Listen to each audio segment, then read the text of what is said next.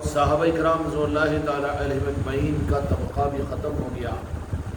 بعد میں سب کچھ ہو سکتے ہیں لیکن کوئی صحابی نہیں بن سکتے۔ اسی طریقے سے جنہوں نے صحابہ اکرام کی صحبت کو اختیار کیا، صحابہ اکرام کو دیکھا، جو ذاتیں راست تو جہاں کے مالک میرے آقا سے منور ہوئی تھی، صحابہ کی ذاتیں، ان سے انہوں نے ان کے چہروں کو دیکھا ہو یا اس نورانیت کو حاصل کیا ہو تو ان کو کہتے ہیں تابعی۔ تابعی کا لفظ جو ہے اطاعت کرنے والے، تابعداری کرنے والے سے نکلا ہے۔ یہ عین صحابہ اکرام رضی اللہ تعالیٰ اجمعین کی ذاتوں کو دیکھا تھا تو پھر صحابہ اکرام رضی اللہ تعالیٰ علیہ اجمعین کی اطاعت مکمل اور تابعداری بلا غرض نفس اور خواہش اور تمنا کے، جنہوں نے صحابہ اکرام کی مکمل تابعداری کی اور ان سے محبت اور عقیدت رکھی، ان کو تابعی کہتے ہیں۔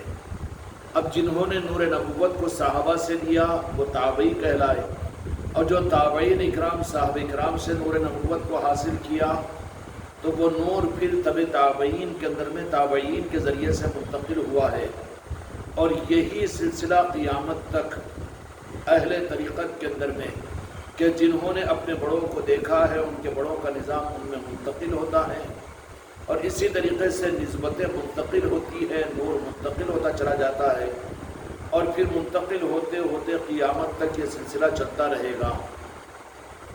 حضرت حرم ابن حبان یہ تابعی ہے۔ صحابہ اکرام رضی اللہ تعالیٰ علیہ اجمعین کی مجلسوں میں بڑے ذوق و شوق کے ساتھ جایا کرتے تھے، اور ان سے ان کی مجلسوں میں شریک ہو کر وہ اصل چیز کی رہبری اور اصل چیز کو حاصل کرنے کی کوشش کیا کرتے تھے۔ تو ان کی مجلسوں ہی کے اندر میں صحابہ اکرام رضی اللہ تعالیٰ علیہ اجمعین کے مجلسوں میں حضرت حرم ابن حبان کو حضرت اویس قرنی رضی اللہ تعالیٰ عنہ کا پتہ چلا۔ تو اس سے یہ بھی اندازہ لگایا جا سکتا ہے کہ دو جہاں کے مالک میرے آقا نے صحابہ اکرام رضی اللہ تعالیٰ علیہ اجمعین کے سامنے اور بہت سے صحابہ کے سامنے حضرت اویس قرنی رضی اللہ تعالیٰ عنہ کا تعارف فرمایا اور ان کے متعلق احادیث ارشاد فرمائی۔ اسی وجہ سے صحابہ اکرام رضی اللہ تعالیٰ اجمعین کی عقیدتیں حضرت اویس قرنی رضی اللہ تعالیٰ عنہ کے ساتھ میں ثابت ہے۔ اس طریقے سے صحابہ اکرام اپنی مجلسوں کے اندر میں حضرت اویس قرنی رضی اللہ تعالیٰ عنہ کا تعارف کرتے تھے، ان کی فضیلتوں کو بیان کرتے تھے۔ تو صحابہ سے سن کر حضرت حرم ابن حبان کے اندر میں یہ جذبہ پیدا ہوا کہ مجھے بھی ان سے ملاقات کرنی چاہیے۔ اب ملاقات کے ارادے سے نکل گئے، یمن پہنچے، ملاقات کی ہوئی، نا امید ہو کر واپس آئے۔ اس کے بعد میں بصرہ پہنچے، ملاقات نہیں ہوئی۔ واپسی کے اندر میں اتفاق سے نہر فرات کے کنارے دیکھا کہ لوگوں سے پوچھا کہ کوئی ایسی شکل و شباب کے، تو کہا کہ ہاں ابھی قریب کے زمانے میں 1-2 دن پہلے یہاں پر دکھ رہے تھے۔ اس کا نے کہا کہ پھر کہیں اور، تو کہا کہ وہ تو عام طور پر جنگلوں میں رہتے ہیں، دیکھیے۔ تو جب نہر فرات، دریائے فرات کے کنارے پہنچے تو اتفاق سے حضرت اویس قرنی رضی اللہ تعالیٰ عنہ، اس لیے کہ جو سچا طالب ہوتا ہے مطلوب اس کو حاصل ہو جاتا ہے۔ بالخصوص راہ طریقت کے اندر میں جو بنیادی اور اصل چیز ہے وہ سچی طلب ہے، سچی طلب ہے۔ اگر طلب نہ ہو، ظاہری اسباب کتنے ہی کیوں نہ ہو طریقت کے، چاہے وہ پیر زادے کیوں نہ ہو اور چاہے اولیاء کی صحبتوں میں رہنے والے کیوں نہ ہو، خانقاہوں میں زندگی گزارنے والے کیوں نہ ہو، لیکن طلب اگر مر جائے یا طلب کم ہو جائے تو پھر ان کو اس راہ کی دولتیں نہیں ملتی، وہاں پر قناعت آ جاتی ہے اور اصل دولتیں ان کو نہیں ملتی۔ ولایت کے نظام کی دولتوں کے لیے رب کی طرف سے قیامت تک کے لیے جو شرط ہے وہ سچی طلب ہے، اور جن میں سچی طلب پیدا ہو ولایت کے نظام کی، اولیاء سے ملاقات کی یا اولیاء کے نسبتوں کی، اور یہ سنت ہے کہ دو جہاں کے مالک میرے آقا نے امت کو بتانے کے لیے کہ اپنے امت کی ولی کا تذکرہ صحابہ کے سامنے فرمایا۔ تو اس کا مطلب تو یہ نہیں تھا کہ صحابہ اکرام کو فیض پہنچانے کے لیے، لیکن چونکہ اصل دین صحابہ اکرام سے امت کو ملے گا تو اس میں پھر یہ رخ بھی بتا دیا کہ دو جہاں کے مالک میرے آقا نے اپنے امت کے اولیاء کے تذکرے اس لیے فرمایا تاکہ ان اولیاء اکرام سے ملاقات اور ان اولیاء اکرام سے فیض حاصل کرنے کی امت میں طلب پیدا ہو جائے۔ اس لیے اولیاء میں تربیت کا جو نظام چلتا ہے اپنے گھروں میں، اپنے مریدین میں، اپنے مکانوں کے اندر میں یا اپنے اہل سلسلہ کے اندر میں، وہ اولیاء کی محبتیں اور اولیاء کی عظمتیں یہ گویا کہ اہل طریقت اور علم طریقت والوں کی پہچان ہے کہ وہ اپنی مجلسوں میں، اپنی برادری میں، اپنے خاندان کے اندر میں، اپنی خانقاہوں میں اور اپنے مریدین و متوسلین کے اندر میں ان کے لیے مد نظر کوئی دوسرا سبجیکٹ اور ٹاپک نہیں ہوتا، بلکہ صرف اور صرف اولیاء کے تذکرے، اور یہ بھی سنت سے لیا جاتا ہے کہ دو جہاں کے مالک میرے آقا نے صحابہ کرام کو حالانکہ ضرورت نہیں تھی لیکن امت کو نمونہ بنانا تھا، اور میرے آقا نے ارشاد فرما دیا کہ صحابی کا نجوم، کہ میرے تمام صحابہ ستاروں کے مانند ہیں، تم ان میں سے جن کی بھی اقتداء کرو گے ہدایت پا جاؤ گے۔ تو نمونہ بنانا تھا، تو ان کے سامنے ایک چیز کو منتقل کرنا ہے، ایک چیز کو منتقل کرنا ہے، تو اس کے لیے یہی راستہ ہوتا ہے کہ اس کا تذکرہ کر دیا جاتا ہے۔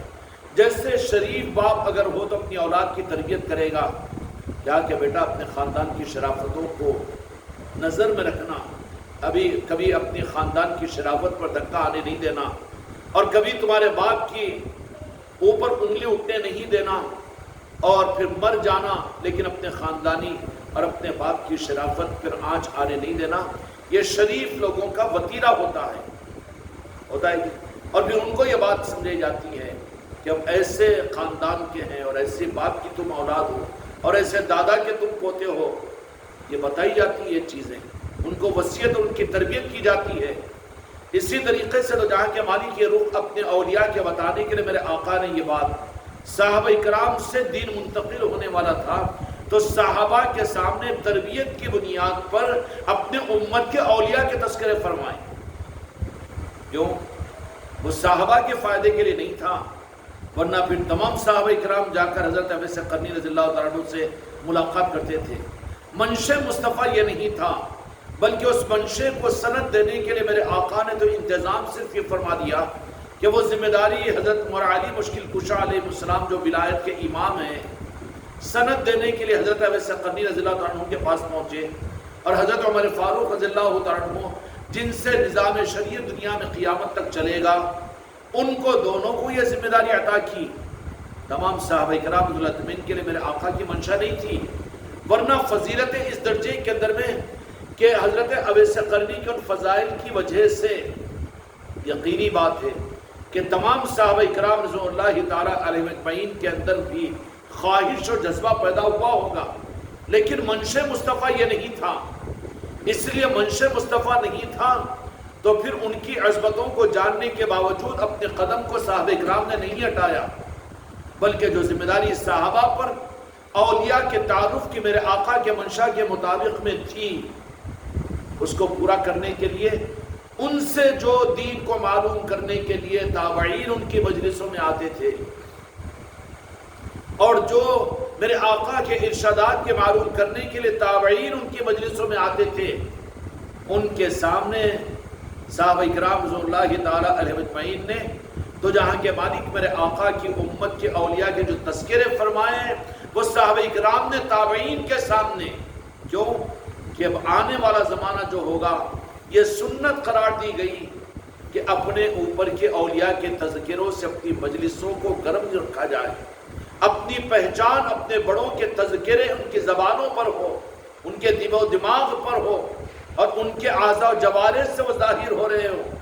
وہ جو اپنے بڑوں کا نہیں، وہ چھوٹا جو نہ بنے، وہ بڑا بن نہیں سکتا، اور وہ بڑوں کا ہو بھی نہیں سکتا۔ دنیاوی اعتبار سے بھی شریف اولاد کی پہچان کیا ہوتی ہے؟ شریف اولاد کی پہچان کیا ہوتی ہے؟ معاف کرنا مثال ذرا بڑی دے رہا ہوں اور بھدی دے رہا ہوں، لیکن سمجھنے کے لیے کہ مثال کے طور پر چپراسی کا بیٹا ہے یا زراعت کرنے والے کا بیٹا ہے، لیکن بن گیا ہے وہ پروفیسر یا کلیکٹر، تو پھر اب حرامی جو ہوگا وہ تو کہے گا نہیں وہ نہیں پہچانتا میں، وہ کدھر ہے کی. اور گھر میں اگر کوئی آ بھی جائے، باپ اگر سامنے آ جائے قسم کرسی کی حالت میں تو کہہ دے گا میرے گھر کے نوکر. ایسا ہوتا کہ نہیں ہوتا؟ لیکن جو شریف ہوگا تو وہ کلیکٹر بھی ہو جائے، اگر کوئی اس کی ذات کے بارے میں معلوم کرنے کے لیے آئے تو پہلے اپنے باپ کو بھیجے گا کہ یہی میرا باپ ہے کہ جس کی وجہ سے آج میں اس مقام پر پہنچا ہوں. یہ شرافت کی دلیل ہے کہ باپ کی بھی تعلیم اور تربیت ہوتی ہے کہ اپنے خاندان، اپنے بڑوں کو ان کی عظمتوں پر کوئی حرف آنے نہیں دینا، پاس و لحاظ رکھا جائے، تعلیم اور تربیت کی جاتی ہے.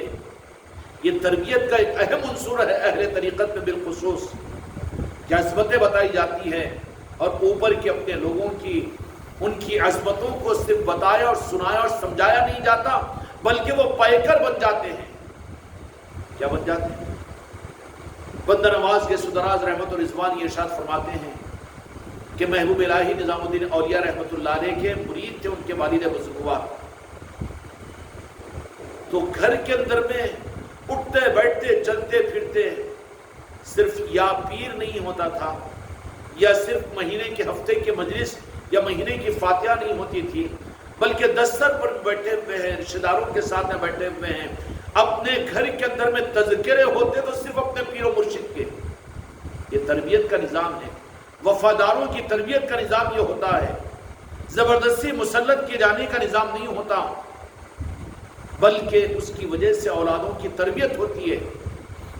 قریب کے زمانے تک ہمارے گھرانوں کے اندر میں اولیاء کرام کے، پنجتن پاک کے، شہداء کربلا کے تذکرے ہوتے تھے، جس کی وجہ سے کچھ ایمان تمہارے ہمارے اندر میں نظر آ رہا ہے. کائی کی برکت ہے یہ جمعہ کے بیانوں کی نہیں، یہ ہماری اپنی پڑھائیوں کی نہیں، مقرروں کے تقریروں کی نہیں، یہ بڑے بڑے جلسے اور جلوسوں کی نہیں، بلکہ گھروں میں تذکرے ہوتے تھے. ماں کے گودوں میں یہ تذکرے ملتے تھے. اولاد کی تربیت ماں باپ اس طرح سے کرتے تھے کہ اپنے بڑوں کے تذکرے، اولیاء کے تذکرے، یہ تربیت کا نظام ہے. بد نصیبی سے آج کے شیطانی ماحول میں شیطان اتنا اپنا اثر ڈال چکا ہے کہ اصل یہ تربیت کے نظام کو گھروں سے ختم کروا دیا، اور پھر ختم کروا کر مسجدوں میں لا کر ٹھہرا دیا تھا کہ 11ویں ہوگی تو مسجد کے اندر میں ہوگی، میلاد ہوگی تو مسجد کے اندر میں ہوگی، یا میدان کے اندر میں ہوگی، یا پھر اولیاء کی عظمت اولیاء کی محفلیں ہوگی تو کسی گراؤنڈ میں جلسے ہو جائیں گے. گھروں سے نکالا اور نکال کر مسجدوں میں یا خانقاہوں میں یا بازاروں میں چوراستوں پر لا دیا. اس کے بعد میں پھر بڑی آسانی کے ساتھ میں دلوں سے اس کو نکال دیا، اور کوششیں ناکام یہ کی گئی کہ دین سے نکالنے کی کوشش کر دی گئی. ہوا کہ نہیں ہوا؟ شیطانیت کی محنت کہاں سے چلی؟ اگر شروعی میں آج سے 50 سال پہلے اگر کوئی کہہ دیتا کہ یہ اولیاء کے تذکرے صحیح نہیں ہیں تو امت اس کو قبول ہی نہیں کرتی تھی. لیکن بڑی حکمت تو نہیں کہیں گے، لیکن مکاری کے ساتھ میں اور یہودیت کے پلاننگ کے ساتھ میں وہابیت اور نجدیت کے اثرات کی وجہ سے یہ ہمارا عذر بے جا ہے کہ ہم یہ سمجھ لیں کہ نہیں، ہم پر وہابیت اور نجدیت کے اثرات نہیں ہیں، اور ہم پر بدعقیدگی کے اثرات نہیں، رگ رگ میں بھرے ہوئے ہیں ہمارے. اگر نہیں ہے تو اس کا ثبوت کہاں ہے؟ کیوں یا رسول اللہ اپنے گھروں میں نہیں کہہ سکتے یا غریب نواز یا غریب نواز یا غوث العظم کی صدائیں اپنے گھروں میں، اپنے رشتہ داروں میں، اپنی محفلوں میں اور اپنی تقریبوں میں کیوں نہیں نکلتی؟ اپنا تعارف ہم اس سے اپنی ذات کا تعارف کیوں نہیں کرواتے؟ ابھی ہمارے رگوں کے اندر میں نجدیت، وہابیت اور دیوبندیت اور بدعقیدگی اور بے عقیدگی بچی ہوئی ہے. برا نہ مانو، حقیقت ہے، یہ ماننا پڑے گا. اس کو نکالنے کی کوشش کرو. اگر ایک بیماری ہے لیکن اس کے بارے میں یہ کہہ دے کہ میں بیمار نہیں ہوں، صحت مند ہوں، نتیجہ کیا نکلے گا؟ وہ بیماری اندر کے اندر پنپتی چلی جائے گی، اور پنپ کر ایک دم ایسے ظاہر ہوگی کہ پھر علاج بھی نہیں کر سکو گے. اچھا ہے کہ سمپٹمز کو دیکھ کر علاج کر لے. ہم پیکر بن جائے کہے کہ 100-150 سالہ ان جماعت اور مسلکوں کے اور نظاموں کے نہیں، بلکہ دیکھو 200 سالہ تاریخ، 300 سالہ تاریخ کہ وہاں پر اپنے گھروں میں اپنی ذات سے اپنی اولادوں کی تربیت کے نظام کیا تھے، تصدیق کیے بغیر ابھی نہیں رہیں گے کہ تم کو ابھی وہ گود ملے ہیں اور وہ نانا نانی دادا دادی ملے ہیں کہ جن کے زبانوں پر کربلا کے امام حسن و حسین کے تذکرے اور پھر غوث و خواجہ کے تذکرے ہوتے تھے نا، اسی کا اثر ہے حماقت نہیں کرنا، لیکن اس کے ساتھ میں بے فکر بھی نہیں ہونا۔ اپنا جائزہ لے کر دیکھو، ابھی ہمارے خون میں وہ جراثیم موجود ہیں، اس کی علامت کیا؟ اس کی علامت یہ وہ چیز ہماری زبان سے اور ہماری حرکتوں سے اور ہماری فکروں سے، ہماری سوچ سے ہم وہ چیز کو ظاہر نہیں کرتے ہیں، بلکہ کوئی نہ کوئی موقع کے اوپر ذرہ چھپانے کی یا چھپنے کی کوشش کے لیے اپنا ہیلا ڈھونڈتے ہیں۔ اتنا بھی کیا ضروری ہے، اتنا نہیں، یہ نہیں کرے تو وہ نہیں ہوتا کہ، یا پھر یہ چھے کہ پیری مریدی، پھر خانقاہ کا ایسیج کرے تو ہوتا نہیں تو دوسری خانقاہ نہیں ہے کیا؟ یہ بچنے کی علامت ہے، غلط رپورٹ ہے، خطرناک مرض کی علامت ہے۔ جب ایک نظام جو حق کے ساتھ میں ہم کو اور آپ کو یہ 100-150 سال کے بعد میں میرے غریب نواز کی طرف سے ہم کو ملا ہو تو اس نعمت کی قدر کا اندازہ کیا ہوگا؟ کیا ہوگا؟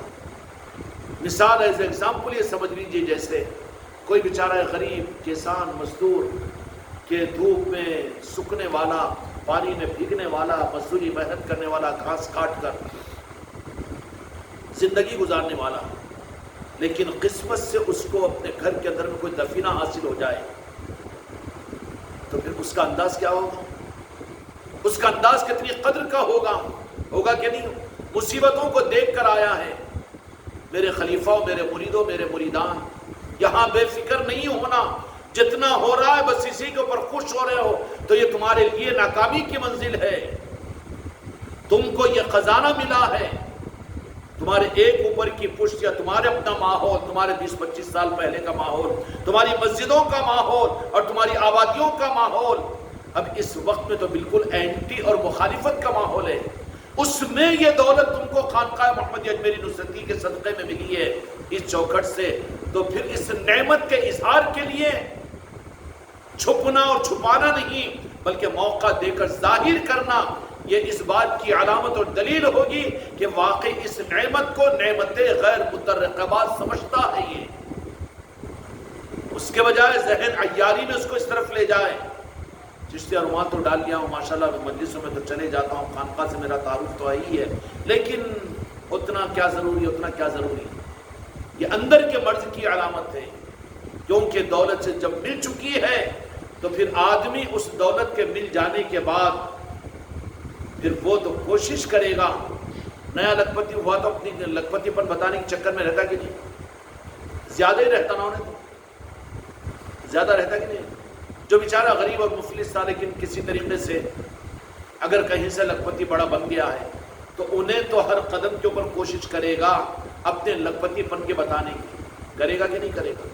کم از کم ویسے اس لائن کے اندر تو ہلکڑ بنے ہم، کیسے گھرانوں میں تھے، ایسے خاندان میں تھے جہاں پر اولیاء کی مخالفتیں اور جہاں پر ان لائنوں کے نظاموں کی، اس پر توبہ کے لیے کم از کم اپنے آپ کو تیار کرے۔ ایسے ماحولوں میں یا غریب نواز یا غوث الاعظم آپ نے ہم کو یہ دولت عطا فرمائی تو اب اس دولت کے لیے اپنے آپ کو ہم کتنا بیتاج کا بادشاہ سمجھے دنیا میں۔ اور نئے لکھپتی کی پہچان کیا ہے کہ انہیں تو ظاہر کرے گا، 3 انگوٹیاں سونے کے پہن لے گا، زنجیر پہن لے گا، سفید سفید کپڑے پہن لے گا اور پھر کیا شوزاں پہن لے گا، کیوں نیا لکھپتی ہے نا، تو کم از کم ان حرکتوں کے اعتبار سے سمجھ میں آ جاتا ہے کہ یہ لکھپتی ہے، لیکن کیا ہے کہ یہ پیٹ کا مارا تھا، فاقے کش تھا، لیکن اب ملا ہے تو اترا رہا ہے، یہ علامت ہے نا اس کی۔ اس طریقے سے یہ نظام ہم سے تم سے دور ہو چکا تھا۔ عادل آباد کی سرزمین کے اوپر خانقاہی نظام نہیں تھا اور سنبھالے ہوئے تھے اپنے اعتبار سے ہمارے سرکار راجن شاہ ولی اپنی جگہ سے، چھپا ہوا تھا نظام، لیکن اب جب انہوں نے عطا کر دیا ہے کھول کر، کون سا نظام؟ نظام ولایت ہے، نظام حب رسول ہے اور نظام غوث و خواجہ ہے، تو پھر اب اس دولت کے مل جانے کے بعد میں ہماری کیفیت کیا رہنی چاہیے؟ ہم تو ظاہر کریں ہر جگہ اس کو موقع ڈھونڈ ڈھونڈ کر. اور ہماری تربیتوں کا انداز کیا ہونا چاہیے؟ ہمارے گھروں کی مجلسیں اور گھروں کی تقریبات، گھروں کے اندر کے آنے والے تربیتوں کے نظام کیا ہونا چاہیے؟ یا صرف خانقاہوں کے اندر میں مجلس کافی، یا گھر کے اندر مہینے میں ایک مرتبہ ذکر کی مجلس کافی؟ اس کا مطلب یہ ہوا کہ ابھی پوری دولت ہم کو تم کو نہیں ملی اور قبولیت کا مقام نہیں ملا. جب مل جاتا ہے تو پھر ظاہری طور پر وہ نادیدہ بن جاتا ہے. وہ کوشش یہ کرتا ہے کہ یہ ہر ایک پر ظاہر کر دوں اس کو. اور یہ ولولہ ہوتا ہے حق کا کہ جس کو حق حق کے ساتھ میں ملتا ہے وہ برداشت کرتے ہوئے سمیٹ کر خاموش نہیں رہتا، بلکہ وہ اندر میں مچل کر اس کو ظاہر کر دیتا ہے. جیسے صحابہ کرام رضی اللہ اجمعین کے سامنے جب ان کو حق ملا تو بارگاہ مصطفیٰ میں آ کر میرے آقا نے فرمایا کہ میرے صحابہ ابھی صبر کرو، خاموشی کے ساتھ میں اپنے اسلام کو چھپائے رکھو. تو صحابہ کرام رضی اللہ عنہ میں نے کہا کہ یا رسول اللہ آپ اجازت دیجئے، ہم چھپائے کیوں رکھے؟ اگر آپ حق ہے، کلمہ حق ہے اور قرآن اگر حق ہے تو ہم تو ان بے حقوں کے درمیان میں جا کے باواز بلند اس کو ظاہر کر کے رہیں گے. واقع نہیں ہوا؟ یہ حق کا جذبہ ہوتا ہے. حق بجھا ہوا نہیں رہتا، حق تو ابھرتا رہتا ہے. حق جو مل جاتا ہے نا وہ چھپانے سے نہیں چھپتا، بجھانے سے نہیں بجھتا، بلکہ وہ تو ابھر کر سامنے آتا ہے. اگر ابھر کر ہمارے اندر میں نہیں آ رہا ہے بلکہ ہم اس کو دبا رہے ہیں تو پھر ہمارا شمار تو حق کے دبانے والے ظالموں اور گمراہوں میں شامل ہوگا. عنوان ڈھونڈ کر ظاہر کرے. ہمارے گھر کی شادیاں ہوگی وہاں پر خانقاہ کے نظام کو ظاہر کریں گے. کوئی تقریب ہوگی اس کے اندر اپنے پیر بھائیوں کو بلا کر مجلس کریں گے. موت و مٹی کا موقع ہوگا تو اس وقت میں بھی اپنے پیر بھائیوں کے ذریعے سے ہم کو، کیونکہ حق کی صورت میں یہ نظام ملا ہے. اب حق کی ٹھیکیداری تو نہیں ہے لیکن حق کا ایک راستہ خدا کی قسم ضرور ہے. پورا حق صرف ہم کو ملا ہے، ہم بالکل دعویٰ نہیں کر سکتے، لیکن حق کا راستہ تو ایک ملا ہوا ہے نا. کیونکہ تمہارے اس نظام کے اندر میں نہ دنیا ہے، نہ دنیا پرستی ہے، نہ خواہشات ہے، نہ مال کمانا ہے، نہ لوگوں سے چندے اور پٹی کرنا ہے، بلکہ اپنا لگا کر یہ ایک حق کے پہچان کا ایک نظام ہے کہ نہیں؟ یہ نظام حق کے نظام کا ابھی ہم خود اس معاملے میں شک میں رہے تو بڑی بدنصیبی ہے. اپنی بدنصیبی پر ماتم کرو اور خدا سے معافی مانگو. حق کیوں نہیں ملا کیلکولیٹ کرنے کی ضرورت نہیں ہے. لیکن کل کے دن عشاء کی نماز کے بعد میں فوراً ہمارا دماغ گیا کہ غریب نواز کا کرم کس درجے میں ہے، یہ ان کی عطا کا کیا راز ہے. یہ کہ اس زمانے کے اندر میں ایک عنوان صرف 11ویں شریف کے نیازوں کے ہونے ہی کا مسئلہ لے لیجئے. اس سے پہلے کے زمانے میں 50-60 سال پہلے بھی خال مسجدوں کے اندر میں ہوتی تھی یا محلوں میں ایک آدھ آدمی اس طریقے سے کر لیتے تھے اپنے اعتبار سے.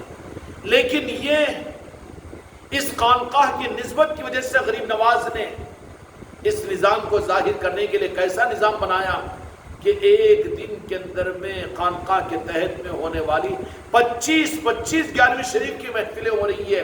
میں لنگروں کے ساتھ میں کتنے لنگر لٹ رہے ہیں، کتنے لوگ لنگر کھا رہے ہیں، اور کس طریقے سے 11ویں شریف کا نظم. اب اسی پر قیاس کر لو کہ ہر مہینہ یہ نظام ہے اور ہر ہفتے یہ نظام ہے. محلوں کے اندر میں، دیہاتوں کے اندر میں، برادران وطن کے اندر میں نیازوں کی محفلوں کے گھروں میں ہو رہی ہے کن عظمتوں کے ساتھ. یہ کون سا نظام ہے؟ اس کے باوجود بھی اس نظام کے معاملات کے اندر میں ابھی شک، یہ تو ہمارے ہلاکت کی سند ہے. اچھا جب سمجھ چکے ہیں حق ہے تو اس کے علاوہ تو ہم کو کوئی اور چیز نظر نہیں آنی چاہیے. جس موقع پر بھی ہو ہمارا عنوان صرف اور صرف اس نظام کا سمجھانا بننا چاہیے اور تربیت ہونی چاہیے.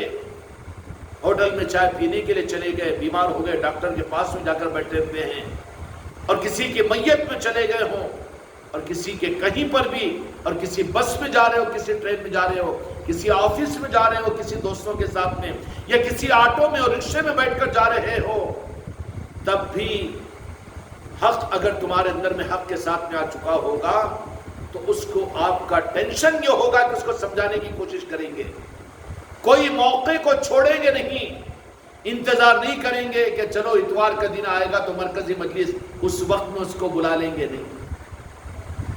یہ کیا چیز ہے؟ ایک نظام ضرور ہے، لیکن اس نظام کے ذریعے سے ہر ایک کو سپاہی بنانا مقصود ہے، اور ہر ایک اپنی ذات کا حق ادا کرے اس معاملے کے اندر میں۔ سب مل کر کرنے کا نظام یہ مسلک و جماعت کا نہیں ہے، بلکہ یہاں کی تربیت کے ذریعے سے ہر ایک اپنے وجود میں خانقاہ بنے، اور ہر ایک اپنے وجود کے اندر میں اس نظام کے سمجھانے کا میڈیٹر بنے۔ سکوت، خاموشی اور خاموش رہنا بالکل نہیں، یہ ہمارے لیے جائز نہیں ہے، اس لیے کہ بڑی نعمت ہم کو اور آپ کو ملی ہوئی ہے، اس کے اثرات کو آپ محسوس کر رہے ہیں۔ کہاں زمانہ تھا 10-15 سال پہلے، ٹھیک ہے مانتے ہیں کہ ہوتی تھی 11ویں، لوگ بکرے کاٹ کر کرتے تھے، لیکن کہاں سننے کا کہاں موقع ملتا تھا۔ لیکن اب اس نظام کے ذریعے سے ایک ایک دن میں 25-25 30-30 نیازوں کی محفلیں، اور کتنے دسترخوان بچھ رہے ہیں، اور کتنی جگہ، ارے ملک تو ملک، مسلمان تو مسلمان، بلکہ برادران وطن 11ویں کی محفل کر رہے ہیں۔ غوث العظم کیا ہم کو نظر انداز کریں گے کہ ہمارے نام کی 11ویں کو انہوں نے برادران وطن کے اندر میں کروایا ہے؟ اس نظام کے ساتھ کی نسبت کی اہمیتوں کو جانو، اس پر غور و فکر تدبر کرو، اور یہ سمجھنے اور یہ سمجھانے کی کوشش کرو۔ ہوگا کہ نہیں ہوگا؟ کس طریقے سے غور و فکر کیا کرو کہ کیسا نظام ملا ہے۔ اگر نظام کے مطابق میں اگر اپنے آپ کو بچی ہوئی زندگی کے لیے اپنے آپ کو کھول دے اور کچھ کرنے کا ارادہ کر لے، تو یہ نظام تو اولیاء کا نظام ہے، یہ کسی کی قابلیت پر نہیں لیا جاتا، یہ تو سکرات الموت میں پڑے ہوئے اس مرنے والے کے ہاتھ پر بھی لیا جاتا ہے۔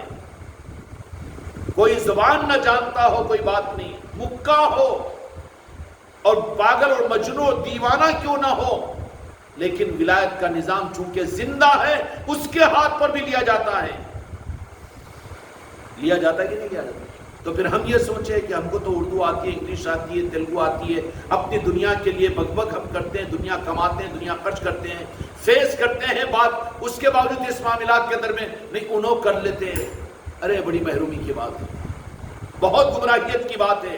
یہ میرا کام ہے، مجھے کرنا ہے، انفرادی طور پر کرنا ہے، اور میرے وجود کے ذریعے سے ہر لمحہ اس نظام کی فکر میں میرا لمحہ گزر جائے۔ قابلیت کے لیے اس نظام کے لیے ٹیکا لگا کر کہ شاہی ثابت کریں گے، انجو پید کریں گے، سازش ثابت کریں گے، اور وہ فلاں ثابت کریں گے، یہ نہیں ہے۔ یہ تو اپنے کو بچنے کا اور محروم کرنے کا واسطہ ہے۔ ذمہ داروں کا احترام اور ان کے ذریعے سے مشورے سے کرو، لیکن ہر ایک اپنی ذمہ داری محسوس کرے، اس لیے کہ تم کو تمہارے کیے کا بدلہ خدا قیامت میں دے گا۔ سب کے کرنے کا یہ جماعت چلے جاؤ جنت میں نہیں بولے گا اللہ تعالیٰ، ہر ایک سے اس کے اپنے بارے میں حساب ہوگا۔ فَمَن يَعْمَلْ مِثْقَالَ ذَرَّةٍ خَيْرًا يَرَهُ وَمَن يَعْمَلْ مِثْقَالَ ذَرَّةٍ شَرًّا يَرَهُ۔ ہر ایک کے اس کی کمائی اس کو دی جائے گی۔ پیر کی کمائی مرید کو، مرید کی کمائی پیر کو، یا اچھے پیر کا مرید تھا لہذا یہ گپے کتے کا حساب نہیں ہے، یہ مسلک و جماعت نہیں ہے۔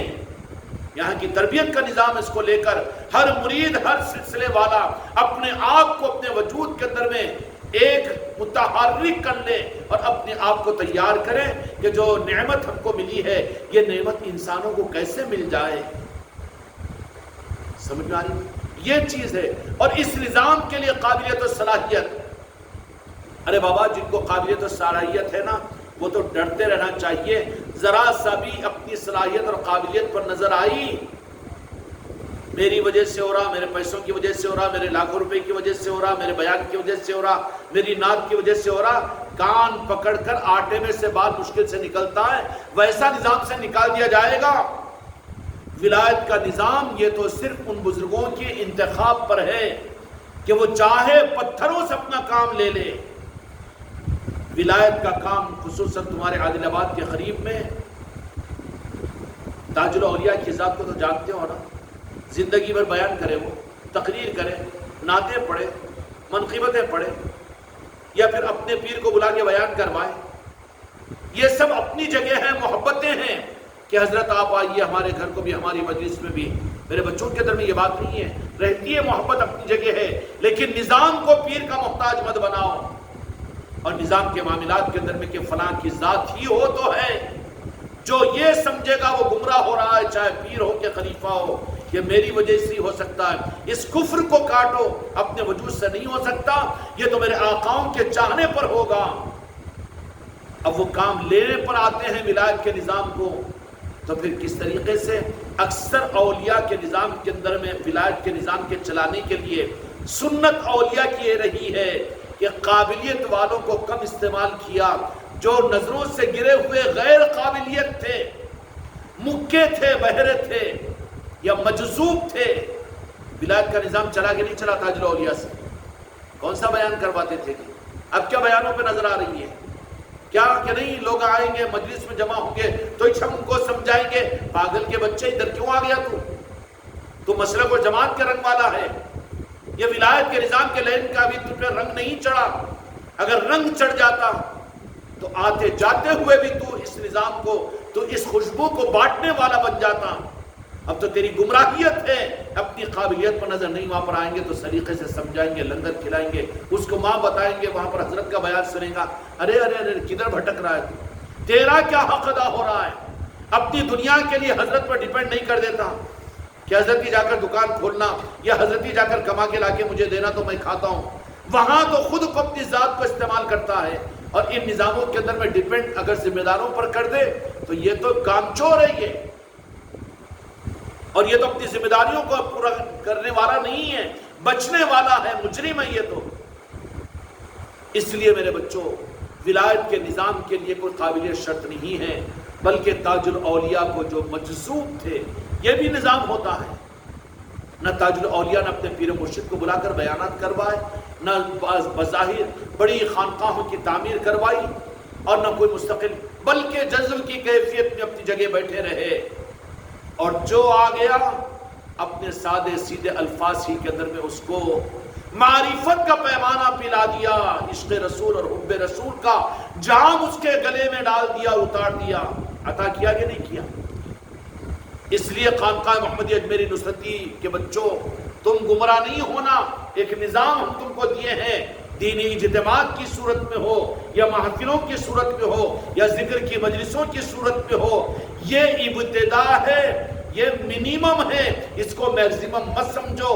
ان سارے نظاموں کے ذریعے سے ہم اپنے ہر مرید اور ہر خلیفہ کو میدان کا سپاہی دیکھنا چاہتے ہیں کہ لنگڑتا ہوا بوڑھا بھی اور مکہ بھی اور غریب اور مسکین بھی یہ پیکر بنے حق کے نظام کا، اور اس کو بے چینی و بے قراری اندر کے اندر بے چین اس کو یہ کرے کہ جو دولت مجھے ملی ہے اس دولت کو میں سارے انسانوں تک کیسے پہنچاؤں، اور ساری امت تک اور سارے خاندان تک اور سارے محلے تک کیسے پہنچاؤں. اس کے لیے خود اپنی تدبیروں کے ساتھ میں اور خود راستے کو اختیار کرے. تب تو یہ بات ہے کہ ہاں ذمہ داری کی چیز کو یہ احساس کر رہا ہے، کیونکہ نظام جن سے لیا جائے گا ان کے لیے کوئی قابلیت کی ضرورت نہیں. اب قابلیت اپنے پلان، اپنے دماغ اور اپنے ذہن کے پروگراموں کے اوپر اٹک گیا تو وہ تو اٹکا ہوا ہے، وہ تو اٹکا ہوا ہے. اب اٹکے ہوئے کو کبھی بھی نکال کر بازو کیا جا سکتا ہے. اس لیے میرے بچوں، میرے مریدوں اور میرے خلیفاؤں، میں دیکھنا چاہتا ہوں اپنے ہر مرید کو، ہر مریدہ کو اور ہر خلیفہ کو کہ وہ خود اپنے وجود کے اعتبار سے سپاہی بنے. اور سپاہی کیا ہوتا ہے؟ دوسروں پر ڈیپینڈ کرنے والا نہیں ہوتا.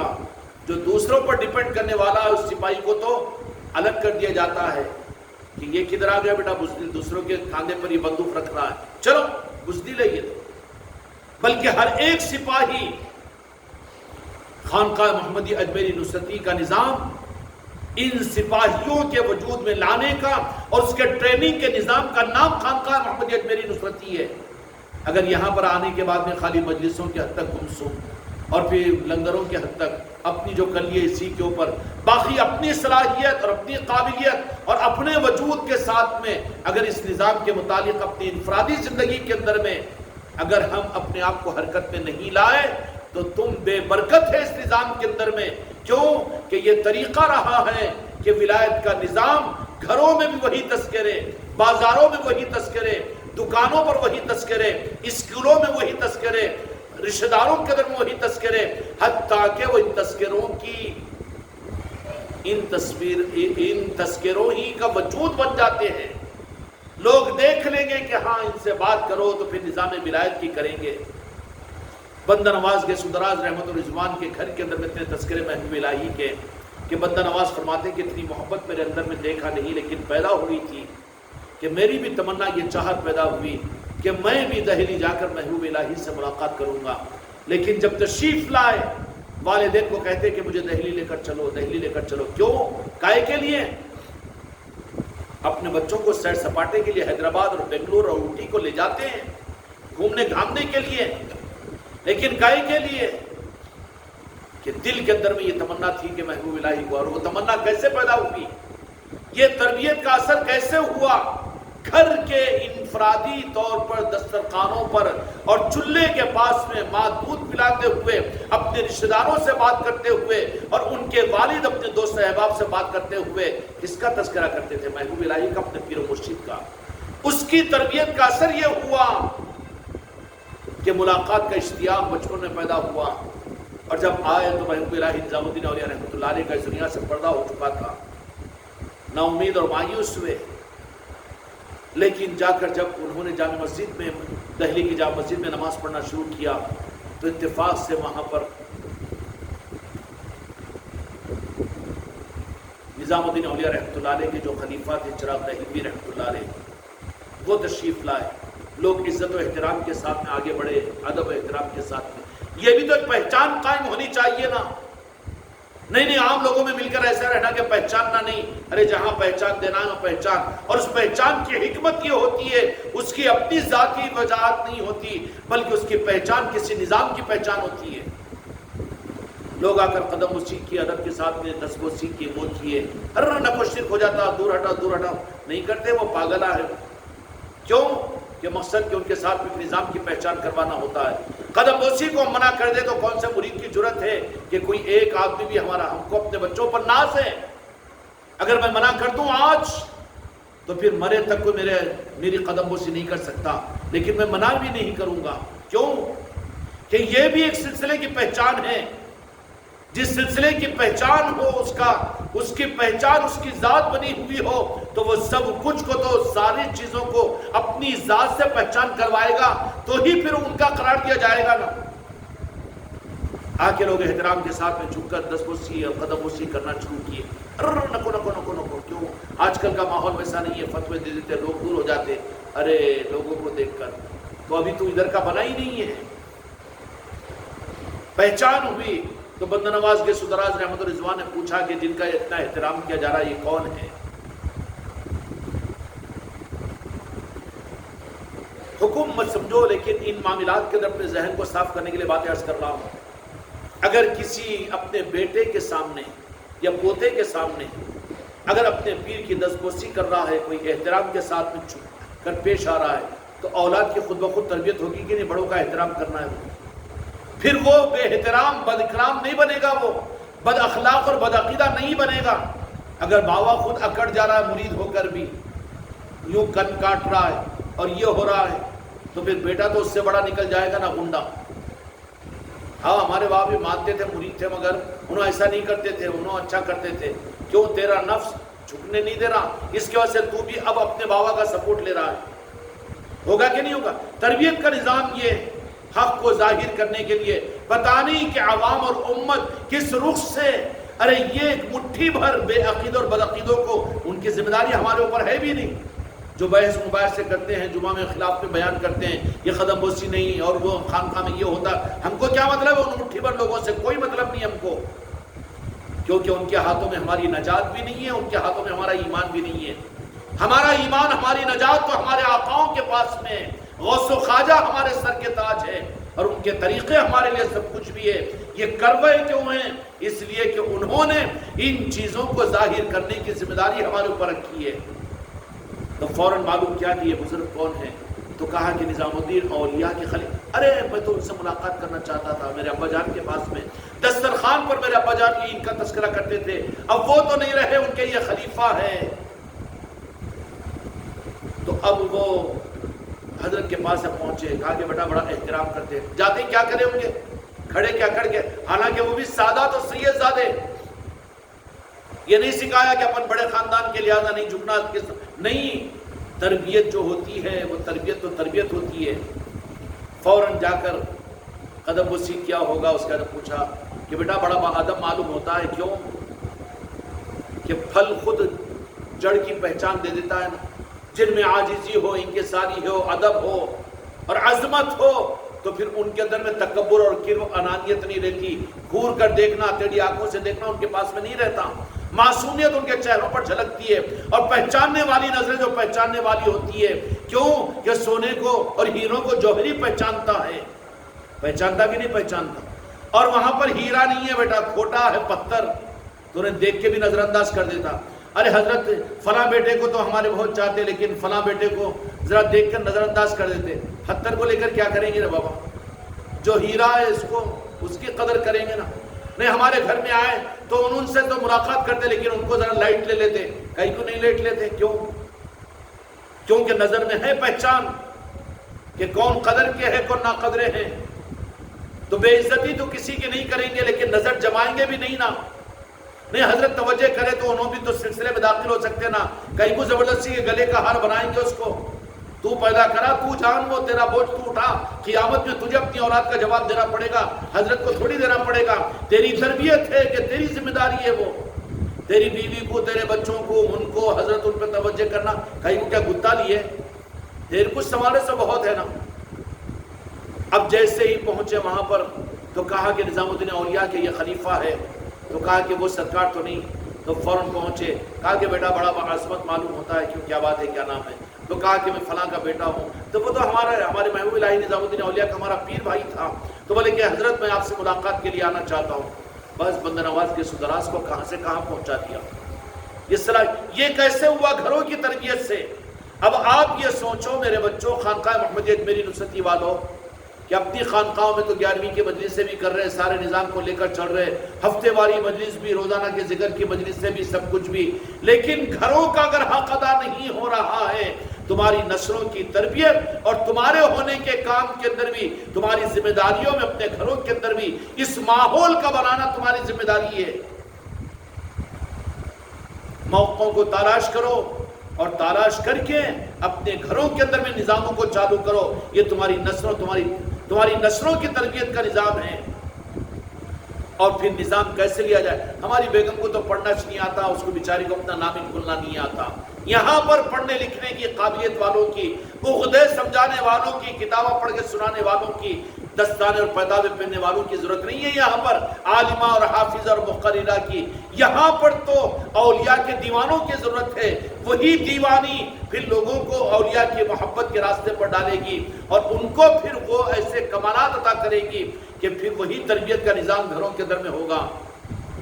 اس لیے اپنے گھروں کی خانقاہوں پر بھی توجہ دیجیے، ذمہ داری پوری نہیں ہو رہی ہے، بیگم کو پورا تیار کر رہے ہیں دنیا کا مکار بنانے اور دنیا میں لے کر گھومنے، فنکشن ہالوں کو جانے اور بازاروں میں گھومنے کے لیے، لیکن تم نے اگر اس کو خانقاہ لائف کی ذمہ داری اگر اس سے نہیں پوچھا، تمہاری خانقاہ کے اندر کا ذکر ہوا کہ نہیں ہوا، یہاں تربیت کے نظام کو تم نے سنبھالا کہ نہیں سنبھالا، تو تم اپنے بیوی کے حق میں ظالم ہو، ظالم، تم اپنی ماں کے بارے میں ظالم ہو اور اپنی گھر کی بچیوں کے بارے میں ظالم ہو۔ تمہاری ذمہ داری ہے کہ تم اس کی فکر کرے گھر کے اندر میں، اور پھر ورنہ نہیں کر سکتے تو پھر وہ گھر کی ذمہ داری تم سے۔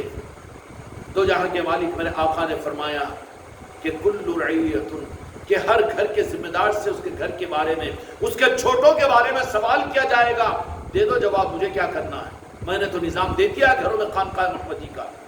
وہ اس کے لیے نہیں کہ خالی عود کی دھونی لگا دو، اگربتی لگا دو اور خالی ہفتے میں ایک مرتبہ یا مہینے میں ایک مرتبہ جا کر فاتحہ پڑھ لو۔